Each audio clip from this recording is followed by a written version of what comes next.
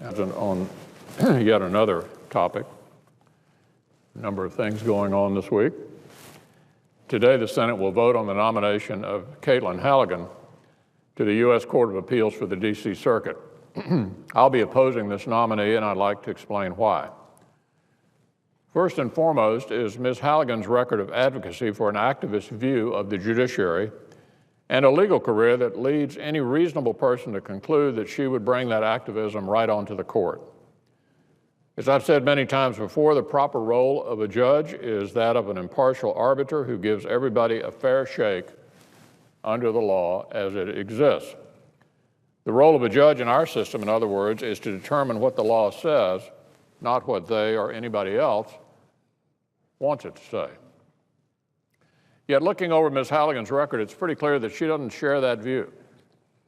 In Ms. Halligan's view, the courts aren't so much a forum for the even-handed application of the law as a place where a judge can work out his or her own idea of what society should look like. As she herself once put it, the courts are a means to achieve, quote, social progress, end quote, with judges presumably writing the script. Well, my own view is that if the American people want to change the law, then they've got elected representatives to do that, and these elected representatives are accountable to them. This also happens to be how the founders intended it, and it's what the American people expect of their judges: fair, impartial arbiters.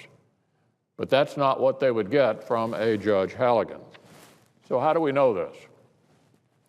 Well, it's true that, like many of the president's other judicial nominees, Ms. Halligan repudiated President Obama's own oft-stated empathy standard for choosing judges and disclaimed an activist bent in her confirmation hearings. But her record belies this now familiar confirmation conversion. Let's just take a quick look at her record to see what it does suggest about the kind of judge she'd be. On the Second Amendment, as Solicitor General of New York, Ms. Halligan advanced the dubious legal theory that those who make firearms should be liable to third parties for third parties who misuse them criminally. The state court in New York rejected the theory, noting that it had never recognized such a novel claim. Moreover, the court called what Ms. Halligan wanted to do to manufacturers of a legal product legally inappropriate.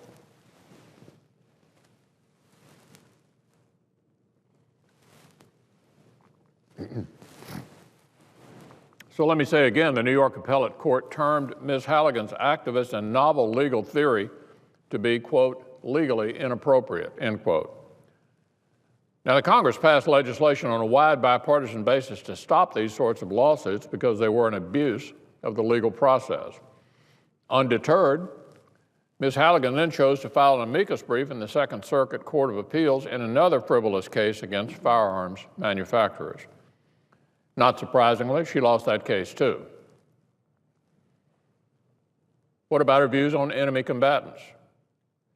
In 2005, the U.S. Supreme Court ruled in Hamdi versus Rumsfeld that the president has the legal authority to detain as enemy combatants individuals who were associated with al-Qaeda.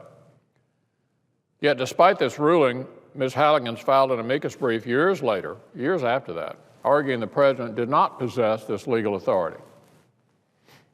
On abortion, Ms. Halligan filed an amicus brief in the U.S. Supreme Court arguing that pro-life protesters had engaged in extortion within the meaning of federal law. The Supreme Court roundly rejected this theory 8-1. On immigration, Ms. Halligan chose to file an amicus brief in the Supreme Court arguing that the National Labor Relations Board should have the legal authority to grant back pay to illegal aliens, even though federal law prohibits illegal aliens from working in the United States in the first place. Fortunately, the court sided with the law and disagreed with Ms. Halligan on that legal theory, too. The point here is that even in cases where the law is perfectly clear, or the courts have already spoken, including the Supreme Court, Ms. Halligan chose to get involved anyway, using arguments that had already been rejected either by the courts, the legislature, or in the case of frivolous claims against gun manufacturers, by both. In other words, Ms. Halligan has time and time again sought to push her own views over and above those of the courts or those of the people as reflected in the law.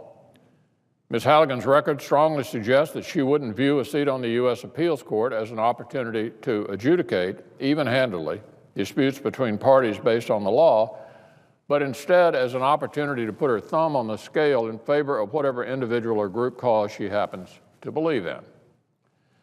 So, Madam President, we shouldn't be putting these kinds of activists on the bench. I have nothing against the nominee personally. I just believe, as I think most Americans do, that we should be putting people on the bench who are committed to an even-handed interpretation of the law, so everyone who walks into a courtroom knows he or she will have a fair shake. In my view, Ms. Halligan is not such a nominee.